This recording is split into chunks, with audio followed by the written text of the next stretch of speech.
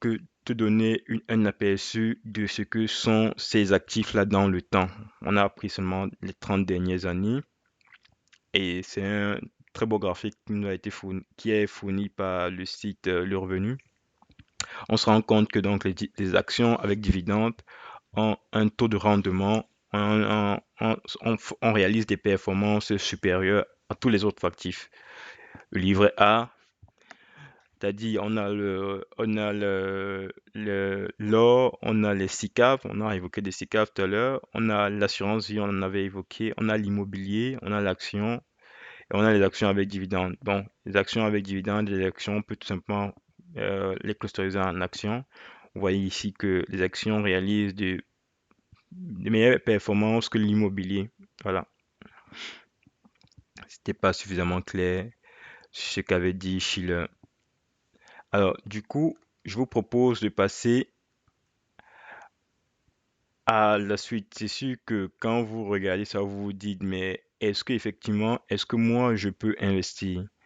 Est-ce que je peux commencer à investir? Ben, moi, je répondrai par l'affirmative. Vous n'avez plus que soit à ouvrir un compte PEA, soit à ouvrir un titre de compte ordinaire, soit à ouvrir un compte d'assurance vie, soit tout simplement donner votre argent à une fiducie ou donner votre argent à un professionnel qui va investir votre argent pour vous.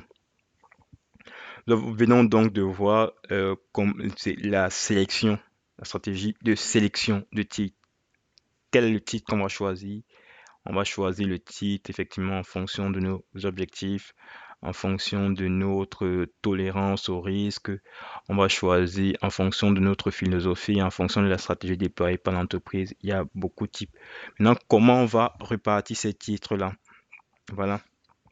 C'est comment on va répartir ces titres? C'est la grosse question que l'on va voir tout de suite. Il est vivement conseillé donc de se tourner vers des professionnels pour répartir. Il est vivement conseillé de pouvoir répartir votre titre. La répartition des titres ou la composition du portefeuille, c'est l'une des décisions importantes que vous aurez à prendre. Alors, c'est derrière la répartition, le processus qui est véritablement mis en marche, c'est le processus de diversification. Le processus de diversification, c'est une stratégie donc à long terme ici pour les investissements diversifiés.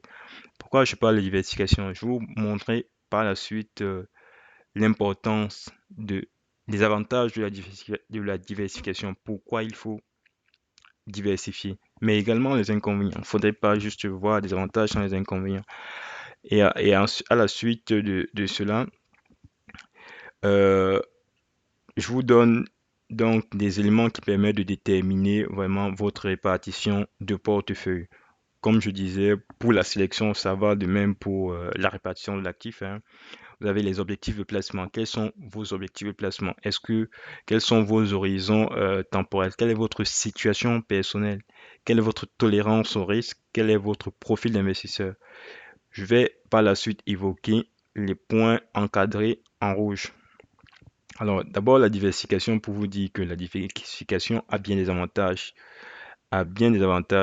et je vous en donne ici 6.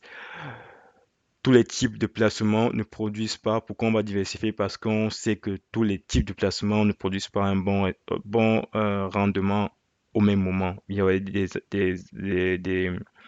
des titres qui produiront qui auront de bons rendements et d'autres qui auront de moins bons rendements. On a les différents types de placements et s'ils ne réagissent pas tous de la même façon aux événements mondiaux et aux variations des facteurs économiques. La diversification vous permet donc de bâtir un portefeuille dont le risque global est faible, il est plus ou moins maîtrisé. Encore une fois, il y a un processus de moyenne où on a des actifs qui feront très bon résultat et d'autres qui feront de moins bons résultats. Et si comment dirais-je, votre portefeuille n'est pas diversifié, sachez que vous vous exposez inutilement au risque. Le rendement moyen ne sera plus élevé si vous acceptez ce risque inutile. En cas de crise économique, il bénéficiera, n'est-ce pas, d'un effet de compensation entre certains investissements atteints par la crise et d'autres qui s'en sortiront indemnes. Sixième point, c'est que à l'absence de crise, la diversification permet donc de dégager de rendements globaux plus réguliers et moins volatiles qu'en investissant sur une seule classe d'actifs. Voilà. C'est important de diversifier, comme le disait David Swensen, diversifier ou mourir simplement. C'est l'un des moyens que vous aviez ici, l'un des moyens les plus importants que vous aviez pour accroître votre revenu, multiplier la valeur de votre actif. Je parlais des avantages de la diversification. Elle a quelques inconvénients aussi pour être honnête, il est important de tout simplement les évoquer. Une diversification, elle est moins utile, par exemple, lorsque les marchés se trouvent dans une situation extrême, voyez-vous. En cas de crash, ben, votre portefeuille également perdra de la valeur. Mais elle ne perdra pas suffisamment de valeur que si vous aviez investi dans une seule action. Voilà. Euh, Maintenant, c'est sûr que vous pourrez me poser la question de savoir, mais au final, combien je dois diversifier, je dois avoir combien de d'actifs.